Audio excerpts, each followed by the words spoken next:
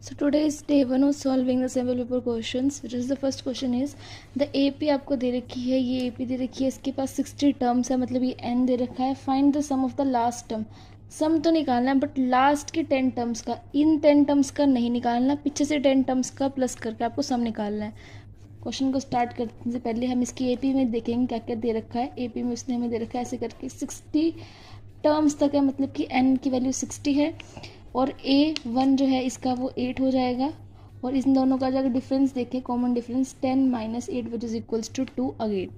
अब हमने क्या निकालना था, सबसे पहले मेरे को तो इसकी लास्ट टर्म जो 60 टर्म्स तक होंगे वो लास्ट टर्म मैं निकाल लेती हूँ पहले, जो an करके. तो a plus n minus 1 into D जो हम फॉर्मूला यूज़ करेंगे, जहाँ पे a है मेरे पास 8 plus n minus 1 that is 59 और जो d है मेरे पास होता है 2. अब इनको सॉल्व करेंगे, इसको मल्टीप्लाई करेंगे तो 8 + 108 हो गया विच इज़ इक्वल्स टू 126. तो मेरे पास आ गई a 59 plus d which is a60 जो कि आ गया मेरे पास 126. उसके बाद 126 तो मेरे पास आ गई 50 टर्म, तो इसकी ही हो गई लास्ट टर्म. मेरे को पीछे से 10 टर्म्स में जाना, तो पीछे से 10 टर्म मतलब 50 टर्म तक मैं जाऊँ उसको. तो अगर मैं देखूँ मेरी A51 की वैल्यू क्या होगी, A51 की वैल्यू हो जाएगी a + 50d. इस फॉर्मूले से भी देख सकते हो, अगर यहाँ पे A51 रखूँ तो n - 1 दैट इज 50d बन जाता है. तो a की वैल्यू सेम ही रहेगी, a ये है या फिर ये वाली लेनी पड़ेगी. अब मेरे को पीछे से चलना है तो मैं इसमें a इसको नहीं देखूंगी, अभी मेरा a 8 ही है क्योंकि मैं आगे से ही 51 टर्म की वैल्यू लिख रही हूँ. अप टू 60 टर्म तक है, अभी इसको चेंज नहीं कर रहा है. कुछ बच्चे इस पॉइंट पे इसको पीछे से वैल्यू देख लेते हैं, ये लिख देते हैं, तो कि गलत हो जाती है. वो आगे का केस है. अभी पहले इसी को देखें. A1 की वैल्यू 8 प्लस में 50 इंटू डी की वैल्यू थी मेरे पास 2.